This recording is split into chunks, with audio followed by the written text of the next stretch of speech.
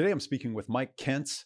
Mike is a teacher who's also an advisor, the founder of ZainTech Educational Advisors, a platform dedicated to integrating artificial intelligence into educational settings and using innovative teaching methods. So he's passionate about helping schools adapt to AI. Mike's an award-winning educator and TEDx speaker known for his pioneering work in AI-driven self-directed learning programs. Excited to dive into the future of AI and education. So welcome, Mike. Thank you. Thank you for having me. I'm happy to be here. Yeah, it's great to talk to you. So what's happening at the intersection of AI and education, and what are you doing there? Sure. I mean, I think education might ultimately end up being the industry that is most impacted by the advent of large language models and or the advancement of AI. When it's all said and done, I think a lot of people are thinking in that direction. And right now, there's usually one of three things going on at schools. The first thing that's going on at schools is frankly, there's a lot of emotion. A lot of teachers are fairly upset and they're struggling to adapt and figure out what they're supposed to do now Mm, that there's this tool out there that can do a lot of their students' work for them. And it's accessible. It's not necessarily the frontier models, but some models are free. And so there's a fair amount of emotion, there's a fair amount of grief going on in schools, but then on another level, there are some teachers and some students and administrations who are trying to think a little bit more proactively.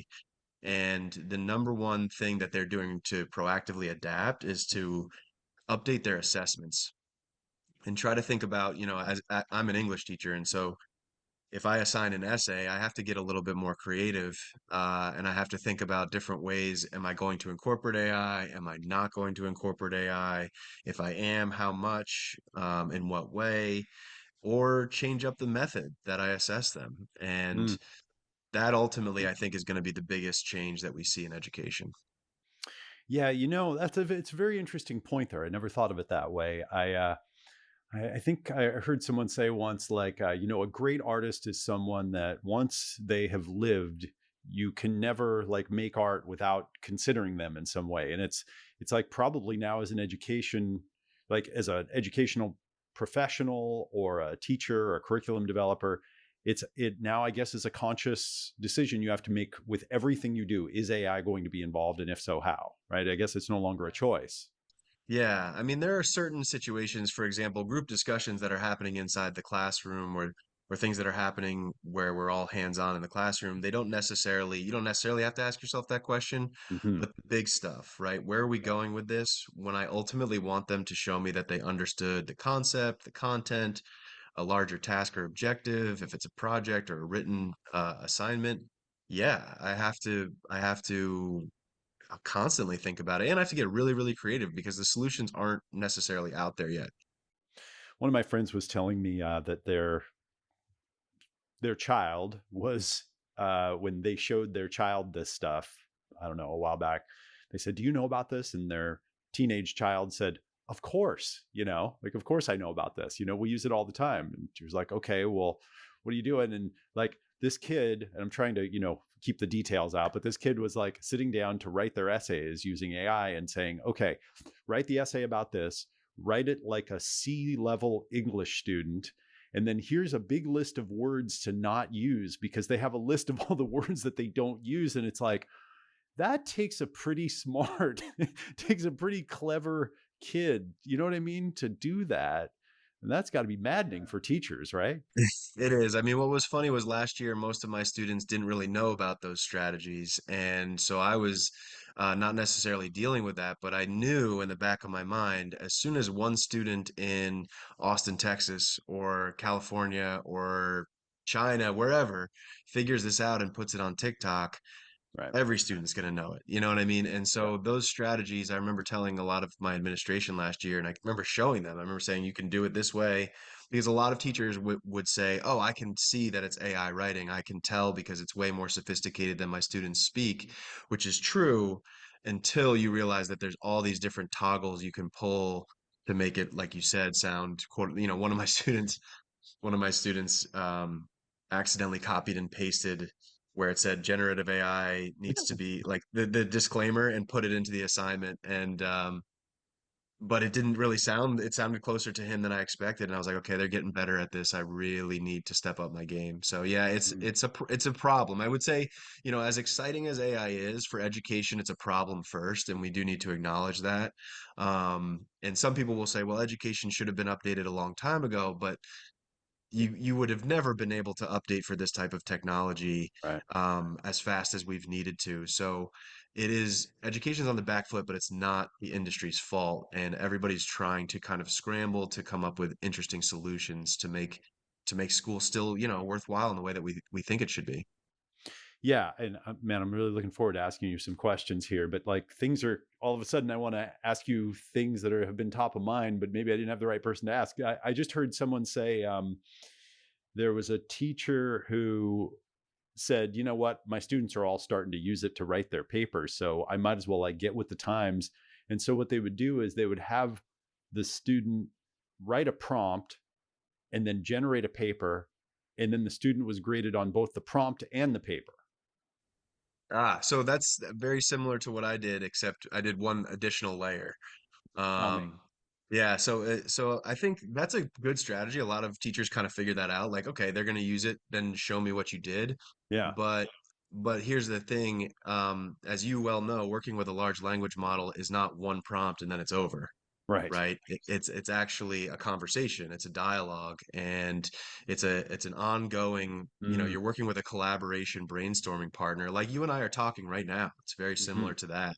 And you actually need to use your intuition to use it the right way and effectively and leverage it. And so instead of having my students submit a prompt or even a series of prompts, I had them submit the entire transcript. Uh, And yeah. And so what I well, told them, that's good.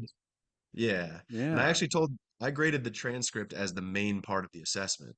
Hmm. So, if it was a 100-point assessment with three things you got to turn in, I'll make up the numbers. I can't quite remember, but the transcript might have been 60 points. The essay itself might have only been 20. And then, I can't remember what the last part would be, but the point is the transcript became the most important part of the assessment. And some people go, well, what do you're just grading how they use this technology. But what I found was that in the transcript itself, there is a lot going on. Hmm. If you teach the kids a couple of strategies, and if you teach them, quote unquote, the right way, you're going to get a window into the process of thinking, process of learning or writing, their ability to understand the content, their ability to understand the task and objective. All of that exists in the way that they speak to the large language model, or it doesn't. And then if it doesn't, then you've got feedback to give them, right? And you give them a B minus or something, and you go, hey, here, you don't want to be doing this. This is not the right way to use this particular technology. And so it's developing AI literacy while also continuing to evaluate all the things that we want to evaluate. Hmm. Yeah, and I mean, I guess because I teach a lot, I don't teach in a more kind of formal educational setting, but I teach online, and we have a lot of courses and things. And I'm just very interested in learning and teaching and how you transfer knowledge from one mind to another, and even more than knowledge, really like skill and understanding, and the ability to get things done. And so, what happens? I'm kind of going off I'm just following my curiosity here based on what you just said, but it's like, what happens when so what are you trying to teach when you're a teacher, right? Are you trying to teach knowledge, or are you trying to teach learning ability, or are you trying to teach adaptability? Like where in the stack are you trying to go? And then when you're now all of a sudden AI is around, I mean, isn't it about teaching human beings to grow up being more effective and being able to know how to access the knowledge that they need? But you don't want, I guess, kind of undeveloped dumb people that just know how to access, because if you're not developing yourself, then you don't really have the ability to understand knowledge. I mean, what do you think of what I'm saying here? No, it's very, very complicated, and that's why, again, it is going to be a very rocky couple of years at least for education. But Mm, I would say a few things. You mentioned, am I teaching knowledge? The first thing I would say is content and facts and knowledge still needs to remain in the hands of the teacher themselves. And that is because ultimately, AI, as you know, produces a lot of inaccuracies. mhm. And that's not a reason not to use AI, but it's a reason to recognize that the best way to use it is as a, as I said before, a collaboration partner and a brainstorming partner, but Yes. not something that's spitting out facts for you to then just say, okay, well, now I know this.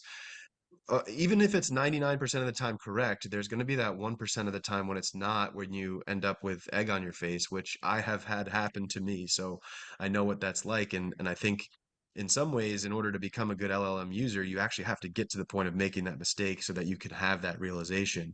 Mm, But in that sense, the content delivery, think still lives in the hands of the teacher, and students need to know that. You can't just blindly accept what this technology produces. But it's incredibly useful as a collaboration partner. And so to your point about being a flexible, adaptive, effective thinker and user, there are very real communication skills that go into that. It's reading and writing, really. And if you're yes. teaching, if you're teaching someone how to communicate very well in verbal and written communication skills, how to put the right amount of context into a question that they're asking, how to communicate the objective of their overall project in a way that the LLM can then take and actually help you, that's a real skill. And it's but it's a balance. You can't hand over too much of that because then, to your point, you really do turn into a zombie who's just kind of saying, "Do this for me," and taking all of that and running with it. Hmm. So you teach AI literacy, So right? I taught English literature. My class was English literature, but what I decided to do last year was try to figure out how to teach AI literacy. Because Amazing. last fall, I really started to dive into AI and try to figure out, okay, how do I use this? First of all, how do I understand this? And then I started to go, oh my God, my students really need somebody to guide them on this because if they don't, I think there's this common misconception with technology that the young people will teach the old people. And I think in the case of social media, we can see that that did not go well. Mm, I think we really dropped the ball with regard to social media literacy and digital literacy, and yeah. that's because again we were like, oh well, that's just for the kids. The kids will tell us how to do it, and really think we can't do that again with AI. I think that would be a huge mistake. Yeah. And last fall, I um, started to think to myself, there were a couple social media platforms that were releasing their own LLMs embedded in character bots, and I was like, okay, you know, even though I might not feel ready, I've got to do this. I've got to put it in front of them and do my best to teach them what it is they're actually dealing with, so that they don't, quote unquote, fall victim to it, I guess. Can you define literacy?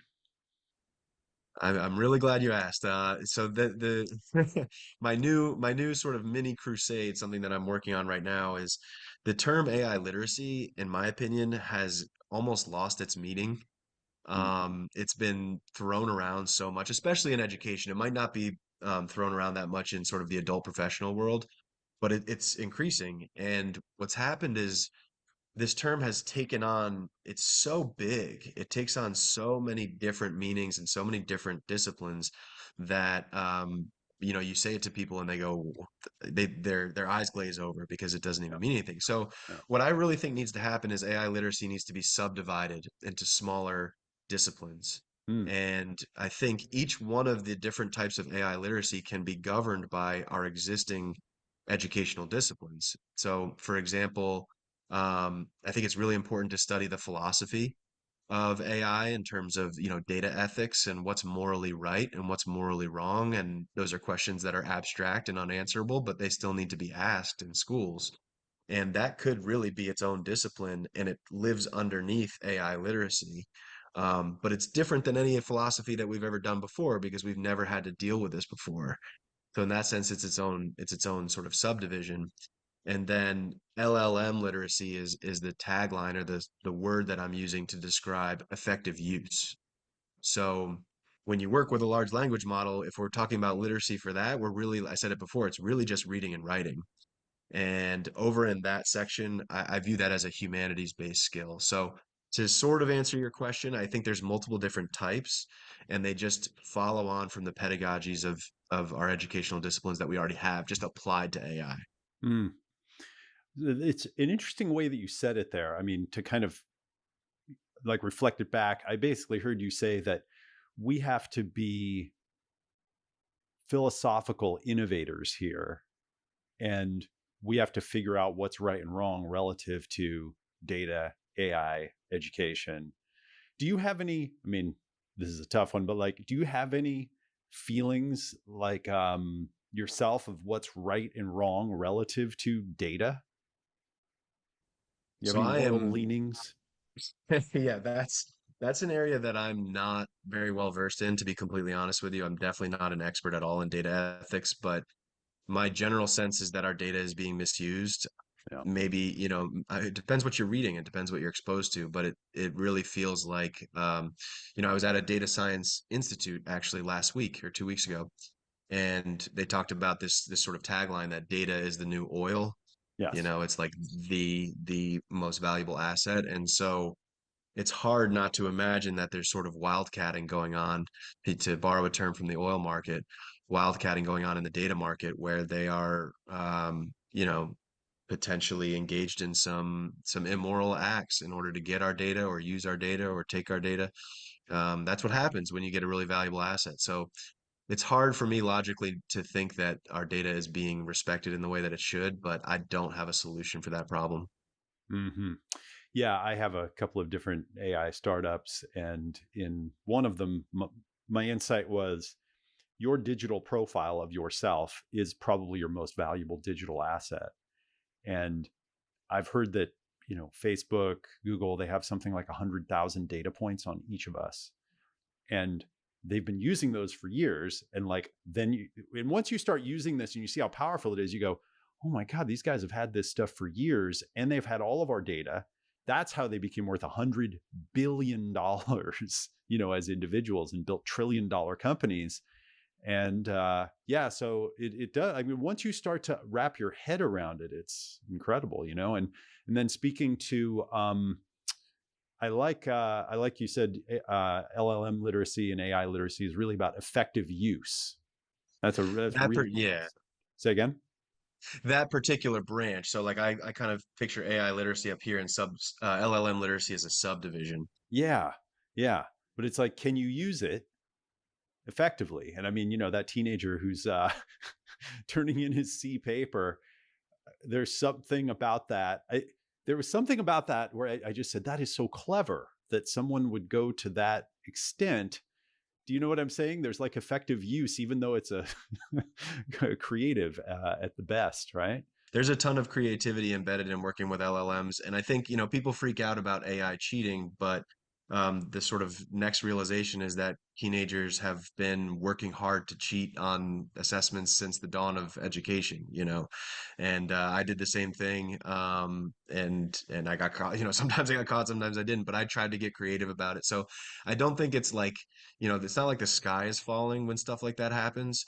But again, it's more about putting it in front of them and teaching them, you are shortchanging yourself if you do that. As creative as it was, don't get me Hmm. wrong, you are shortchanging yourself in the long run because you're not learning some really important critical thinking skills about how you consume language that's sent to you, how you leverage it, how you respond, how you build, how you collaborate, and then how you ultimately shape writing yourself. Those are all things that are embedded in that process if you do it, in a really thoughtful way.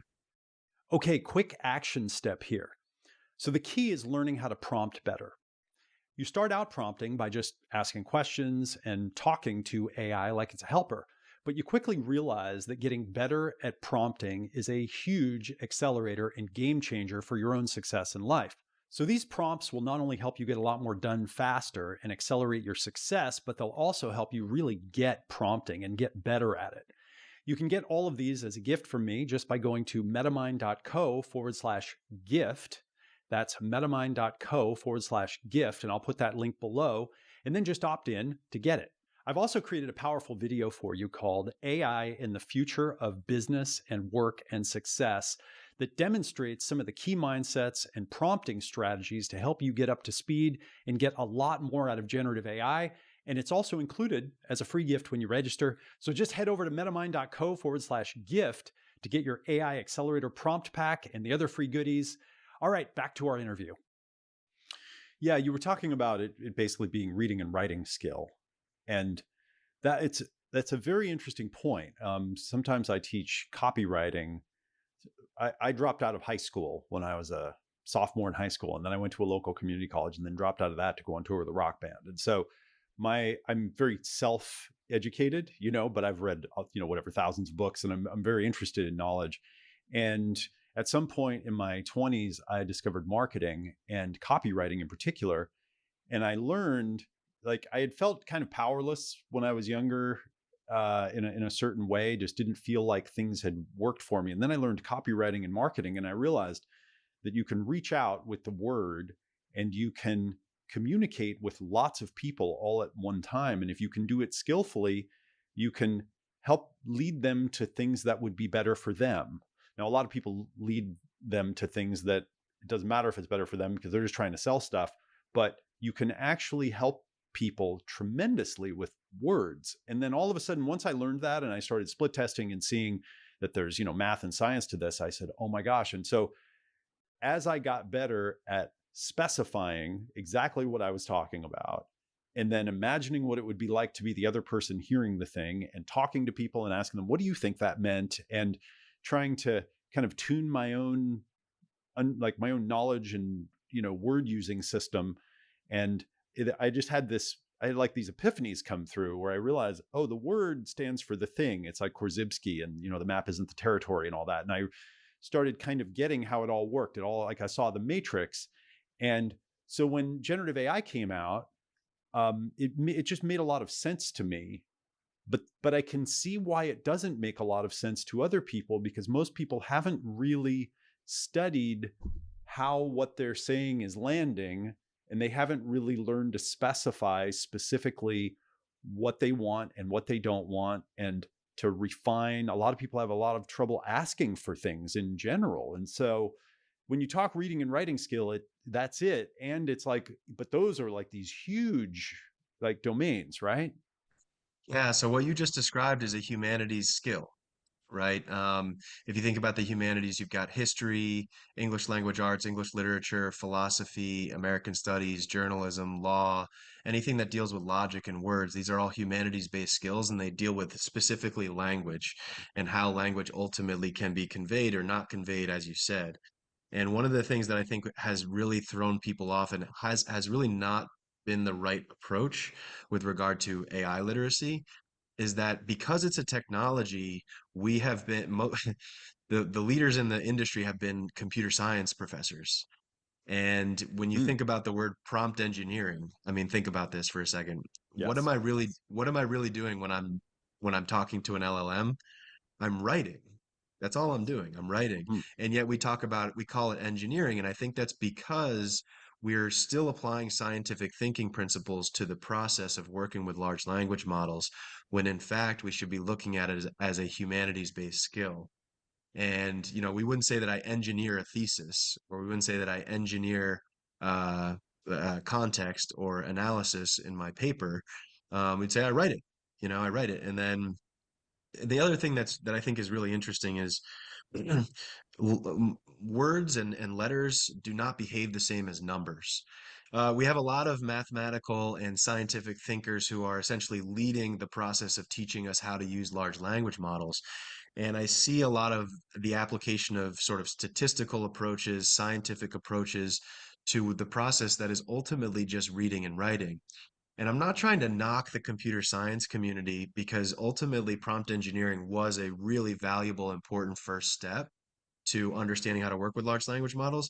But what I think we really need to do is we need to shift our minds away from that sort of statistical, scientific, computer science, coding, programming thinking, and look at this technology as something that is literally just producing text and language. And humanities professors and experts and professionals have spent their entire lives analyzing text and language the same way that you described, in terms of mhm, like actually thinking about what's this right order of words that I should use, and what the words that are coming at me, what data am I getting from what you mentioned asking for feedback. When mhm. someone gives me feedback, I have to break down the words that they're saying to me or that they're writing to me to derive a certain kind of meaning. It's not a 1-0 binary situation. I have to actually analyze it and then incorporate it and communicate back. And so what I'm kind of calling for with this LLM literacy idea is this idea of, again, shifting to a humanities-based approach just for effective use, not for understanding machine learning, right? But just for effective use. And I think Yes. you're right. I mean, it's a really, as you said, it's not an easy thing to teach. It's very abstract. It's very ambiguous. But if you get people comfortable living with that sort of ambiguity and being able to deal with the fact that language always needs to be broken down in this way, Yeah. then they will become better LLM users. Hmm. Um, we've already hopped the fence, so we might as well just keep going here.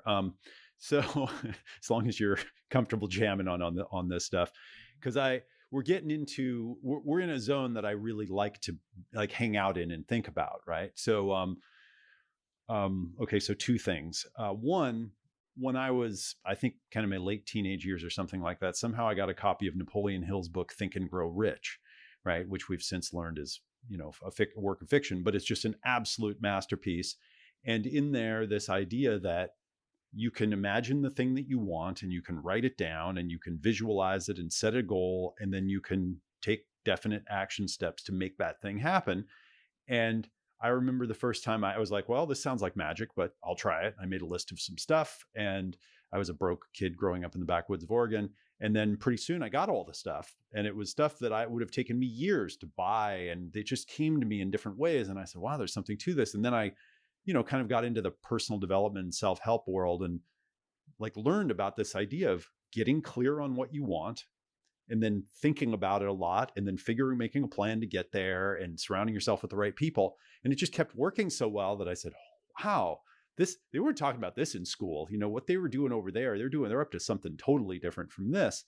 And so that's kind of one piece. And then another one is Jordan Peterson in his biblical series, which I just think is another absolute masterpiece. He talks about how like most people, even like smart adults, people in Ivy League schools in a lot of cases, have never really sat down and asked, where am I? How did I get from where I was to here? And then where am I going? And then really oriented themselves kind of multidimensionally. So I'm setting these two up because I find that most people, when they sit down to the generative intelligence and they kind of start prompting, they're they're basically talking about things that Google can answer for them pretty good. They're not actually sitting down and saying, okay, hey, what if I'm dealing with something that's of very high intelligence, like very high abstract intelligence and knows like everything? What would I ask to get a download from a higher dimension into this lower dimensional mind so that I can then go execute in the world and get the things that I want? Almost no one is thinking about the things that they want and the things that they want to avoid and the things that they value. They're not really thinking about using it to manifest things and to vision and create. And I don't mean that in a woo-woo way. I mean it in a more kind of technical kind of way. So yeah, I mean, they're just not, and so and they also haven't learned in a lot of cases, in most of the cases when I teach this kind of stuff, not even around AI, but they haven't learned to just go to another human being who's really intelligent and say, hey, you know a lot about this thing. Can you kind of download something here that can help me to, they're not thinking about the goal as much. Yeah, there's a few words in there that you said that I'd like to kind of zoom in on. I agree with a lot of what you just said. One of the words that you've used a couple times now is imagine. Yes. And when you listen to people like Sam Altman, Jensen Huang, um, Peter Thiel, and then recently Larry Summers talk about the skills that they think people are going to need in the future, Mm-hmm. almost all of them use the word creativity. Yes. And there's a big question of, well, how do you build creativity? You can build it in a lot of ways, don't get me wrong, but you've used the word imagine several times when talking about working with large language models, and I think you're on to something there, right? You have to be able to take yourself, metacognitively, you have to take yourself out of your own situation, go to 10,000 feet, look down at where you're sitting, figure out what's going on, and then work from that place. And that is a really difficult thing for a lot of people to do.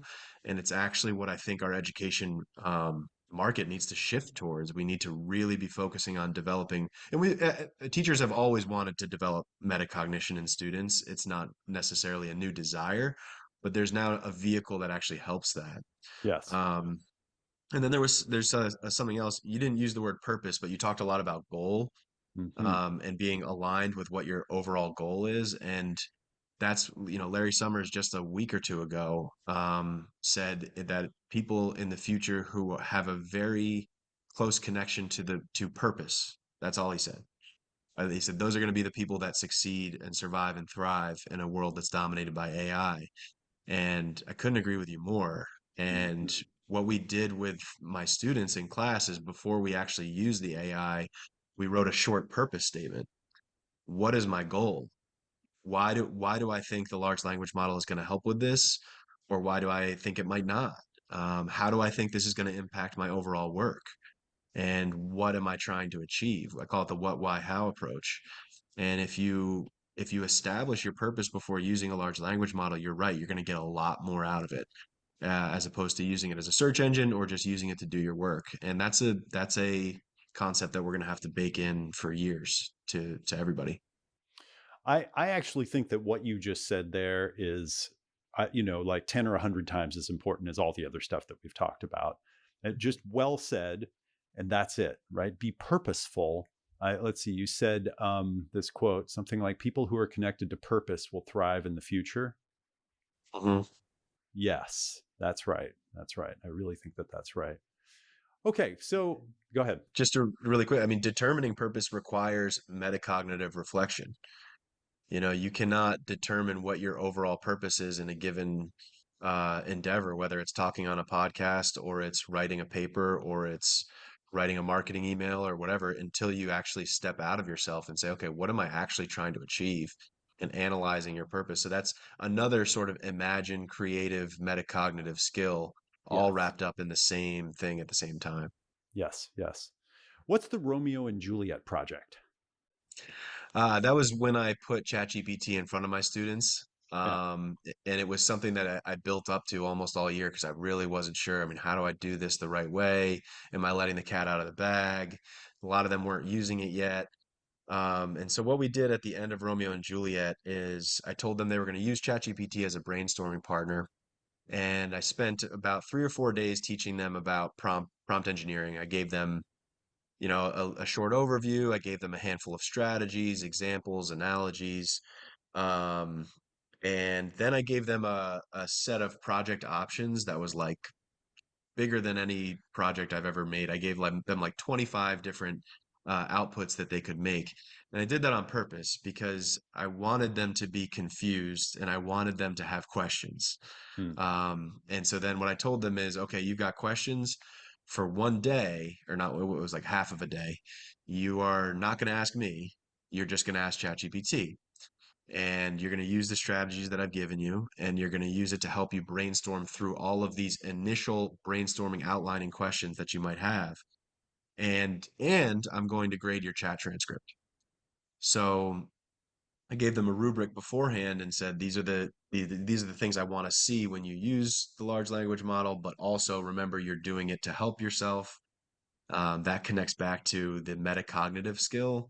They're using it to help themselves, but they also know that it's for a grade at the same time. So they have Mhm. to constantly step out of themselves and say, "Am I writing the type of prompt that Mr. Kentz wants to see?" Mhm. And there were a ton of insights that I got from doing this. One of the benefits of the strategy was that the kids all slowed down when they used AI. Mhm. Because they knew I was going to be grading every part of it, they slowed down. They opened up a Word document separately. Sometimes they copied and pasted the ChatGPT response over here so they could like read it within a medium, a format that they're familiar with. And Mhm. then they drafted their response, most of them, not all of them, and then proofread their prompt. And sometimes they even worked together to make sure the prompt was good. And then they went back over. And there's a lot of discussion, especially among writing teachers, about how in the process of learning, you have to have some friction. There has to be a little bit of struggle in order to actually learn. And I think in the tech world, we're so obsessed with automating and making everything easy and fast and efficient that we forget that in the process of education, you're not actually going to learn if you don't at least struggle a little bit. Mm. because your brain won't form those connections if it's someone just does it for you. And so, I'm talking a lot here and I want to just make sure I don't ramble, but there were many good insights, but one of the best parts was that they slowed down and they really thought about how they were using the model. So that was great. So what happens in the future? What are the trends for, the integration of AI with education? How should teachers, schools prepare? How should they be getting ready? I think teachers need to first deal with any emotional grieving aspects in terms of grieving the loss of the old way of doing things Mhm. first. And if you're a teacher or a school or an administrator who already feels like you've gotten to the acceptance stage, that's great. And the next thing that needs to happen is one, AI cheating, I think, is going to hit high schools fairly hard this year. I think it hit colleges pretty hard last year. Yeah. And I think it's going to trickle down a little bit now. And because my teenagers were not using it at the beginning of fall 2023, by the end of spring 2024, they were all using it. So, this year is going to be a very, very rocky one. But teachers really need to start thinking about updating their assessments and considering whether or not they can incorporate AI and guide the process of using AI to make, for example, the essay writing process better. Um, it's complex. It's going to be bumpy, but and if you haven't built a certain level of literacy in yourself, if you haven't experimented, if you haven't studied, you do need to do that because you're not going to be able to guide your students unless you teach it to yourself first or have somebody teach it to you. So those are the three big steps, I think. What about new educators who are just starting to use AI? How would you approach someone who's like kind of new and saying, "All right, how do I take this and do something with it?" Yeah, I mean, I'm pushing really hard this idea of incorporating AI and then actually grading the student's use of AI, the entire transcript. Mhm. I think that is going to be a really crucial part of the education experience going forward. It won't be for every assessment, it won't be every single day in class, but it should be happening a handful of times a year at least. And so if I was in grad school right now and I was learning how to be an English teacher, I would say, okay, well, I'd go to my teacher and say, well, how can I incorporate AI because they're going to be using it anyway? And if I was going to grade my students' use of AI, what should I be looking for? Right? What is the definition of responsible, ethical, and effective use? And that's something that is fairly broad, but it's worth looking into, worth thinking about. Mike, do you think that AI wakes up at some point and becomes conscious, And if so, then what? I mean, some people think it already is, right?